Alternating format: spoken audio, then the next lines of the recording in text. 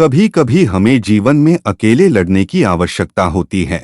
यह कहानी एक ऐसे लड़के की है जो अपने लक्ष्य की ओर आगे बढ़ने के लिए अपनी अकेलापन को एक सुनहरा अवसर बनाता है। एक समय की बात है, एक छोटे से गांव में एक लड़का रहता था। वह बहुत सपने देखता था और अपने लक्ष्यों की प्राप्ति के लिए प्रयास करने का निरंतर जुनून रखता था, परंतु उसके पास न कोई साथी था, न कोई गाइड करने वाला। उसके परिवार में भी उसके सपनों को समझने वाला कोई नहीं था। इसलिए उसे लगता था कि वह अकेलेपन की जंजीरों में बंद है और उसके सपने अधूरे रहेंगे।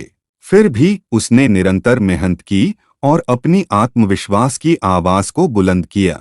उसकी इच्छाशक्ति और संघर्ष ने उसे सही दिशा में आगे बढ़ाने की शक्ति दी। एक दिन उसे अपने गांव के बाहर एक पुस्तकालय का पता चला। वह आश्चर्यचकित हुआ क्योंकि उसे पहले कभी ऐसी जगह नजर नहीं आई थी।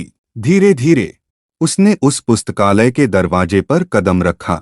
वहां जाकर उसने देखा कि लोग पुस्तकों के बीच खोए रहते हैं और वहां की शांतिपूर्णता और ज्ञान के वातावरण ने उसे संतुष्ट कर दिया। अपनी उत्कृष्टता को पहचानते हुए उसने लिया निर्णय किया कि वह पुस्तकालय में समय बिताएगा। धीरे धीरे वह पुस्तकालय की विभिन्न किताबों को पढ़ने लगा और नई दुनिया की खोज में निकल पड़ा।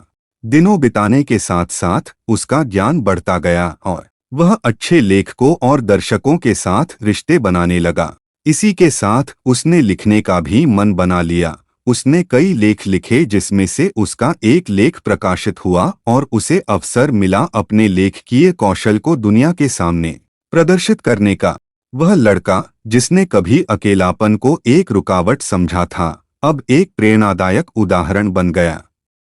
लोग उसे मान्यता देने लगे और वह लड़का अपने लक्ष्यों की ओर अग्रसर होने में सफल हुआ। इस कहानी से हमें यह सीख मिलती है कि अकेलापन को एक सुनहरा अवसर बनाने के लिए हमें संघर्ष करना चाहिए। हमारी संयमितता, समर्पण और मेहनत हमें अपने लक्ष्यों की प्राप्ति की ओर आगे बढ़ा सकती हैं।